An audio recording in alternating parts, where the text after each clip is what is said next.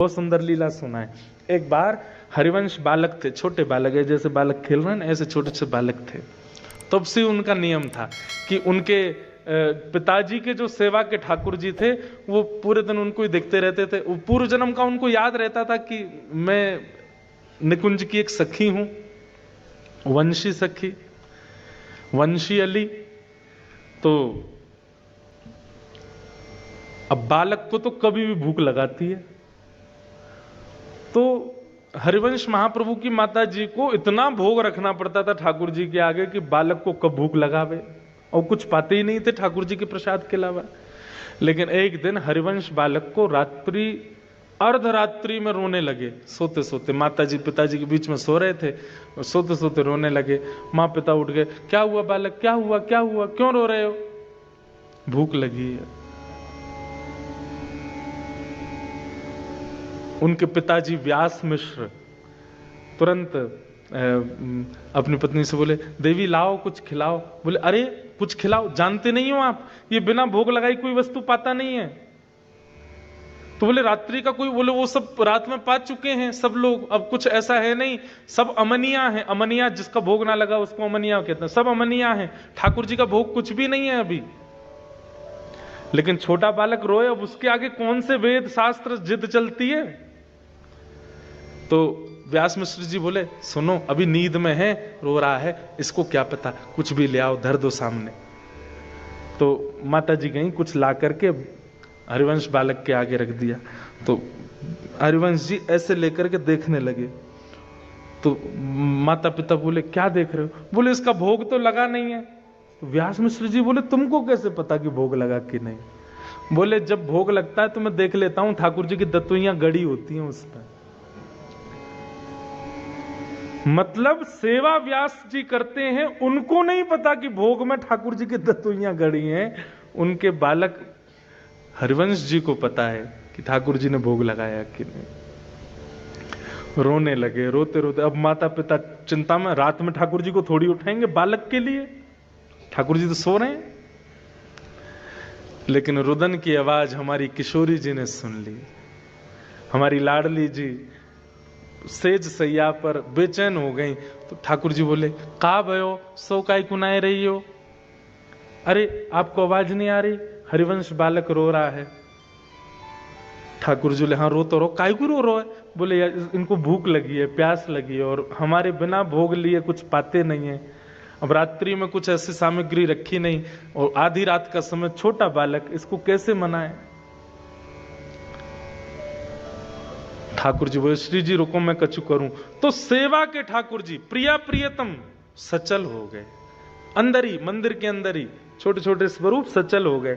और ठाकुर जी बिस्तर से उतर के गए, कहीं से जल लेकर के आए, आसपास जल रहता है ठाकुर जी का जारी जी में, जल लेकर के आए और श्री जी से बोले, किशोरी जी अपने पांव लटकाओ नीचे। तो जैसे सिंहासन से किशोरी जी ऐसे बैठ के पांव लटका रही हैं, इतने छोटे छोटे ठाकुर जी। और ठाकुर जी झारी जी के जल से किशोरी जी के चरण धो रहे हैं। हरिवंश बालक को पीने के लिए जल अमनिया कर रहे, जल को भोग बना रहे हैं ठाकुर जी कि वो वहां की प्यास बुझे।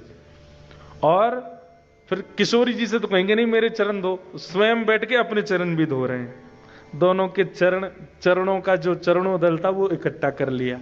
और फिर बंटा भोग, रात्रि में ठाकुर जी के पास में कुछ भोग रखा जाता है, उसको लेकर के आए। और किशोरी जी तो बोले, लो पाओ, पूरा मत पइयो ने छोड़ दियो बालक को। किशोरी जी ने मुख लगा रही हैं, ठाकुर जी ने मुख लगा रहे हैं, मुख लगा करके सन्मुख पधरा दियो। और सन्मुख पधरा करके और कछु सामग्री भीतर से गेर दी, और तुरंत गेर के झटपट दोनों गए और रजाई ओढ़ के जैसे स्वरूप थे वैसे है कि सो गए। व्यास मिश्र जी को आवाज आई, बोले, अरे ठाकुर जी के कक्ष से आवाज आ रही है। गए, जैसे धीमे से गए तो सामग्री जो गिर गई थी नीचे, कुछ खिलौने होंगे ठाकुर जी के, वो उठा के ऐसे पर्दा हटा के ऊपर धरन लगे। तो वहीं क्या देखा, बिना ठाकुर जी के उठाए ठाकुर जी के चरणों का चंदन मिश्रित जल एक पात्र में रखा है, और ठाकुर जी के मुंह से टूटे भय लड्डू, जो रात में साबुत लड्डू रखे थे, वो लड्डू फूटे भय एक पात्र में रखे हैं। देख करके व्यास मिश्र जी समझ गए, क्या समझ गए? बोले ठाकुर जी को चिंता हो गई, बालक रो रहा है, तो अपने आप ही उठ के अपने पैरन को आचमन और भोग लगा के धर दियो है। लेकिन व्यास मिश्र जी बोले पूर्णता तो तब पता चले जब हरिवंश बालक देख ले भोग, उसको ही पता चलता है कि भोग लगा कि नहीं। लेकर के गए, लो बालक पाओ। तो हरिवंश जी ने जैसे ही देखा, हाँ ठाकुर जी का भोग लगा है, तुरंत पा गए। ठाकुर जी का चरणोदल ले लिया। ऐसी स्थिति, इसको कहते हैं विरक्त इंद्रिय। जैसे आपकी जीव कैसी है इस वक्त, उसको छोले भटूरे का स्वाद पता है और वो उसी के स्वाद को याद करके आपको बेचैन करती है। छोले भटूरे चाहिए, छोले भटूरे चाहिए। आपकी जीव को स्वाद पता है पानी पूरी का, तो पानी पूरी का नाम लेते कई होंगे तो मुंह में पानी आ भी गया होगा। आहा, खट्टा खट्टा पानी जब जीभ में जाएगा कितना सुख मिलेगा, आनंद आ जाएगा। लेकिन सख्य भाव जिसके अंदर होगा, ठाकुर जी के प्रति सख्य भाव जो रखता होगा, उसको बाह्य व्यंजनों का रस नहीं पता होगा। उसको पता होगा कि हमारे वृंदावन के श्री राधारमण लाल जी की कुलिया की प्रसादी, उसका नाम लेते ही मुंह में पानी आ जाए। श्री वृंदावन बिहारी लाल जी के सुबह की, अब आपने तो पाई नहीं होगी, सुबह सुबह बिहारी जी को पराठा भोग लगता है, हमारे बिहारी जी को इतना स्वादिष्ट पराठा। आहा, श्री राधा वल्लभ लाल जी की खिचड़ी, क्या कहने, मेरे तो मुंह में पानी आ गया भाई थे। मन कर रहा कल की फ्लाइट थी वृंदावन जाऊं, पा लूं। मतलब आपके टेस्ट बर्ड्स, आपकी दर्शन की स्थिति देख, अभी नेत्रों को क्या चाहिए? सुंदरता, उसका रूप, वहां के लोगों का रूप, या वहां का व्यू, या वहां का सीन, ऐसे देखने की इच्छा होती है। लेकिन नेत्र इतने सुंदर कंट्री में रहने के बाद भी व्याकुल किसके लिए है? वृंदावन की कुंज गली देखनी है, उनको देखने के लिए। ये विरक्त इंद्रिय का लक्षण है। ये ठाकुर जी सखा मानेंगे तो ऐसी ही इंद्रियां होती चली जाएंगी।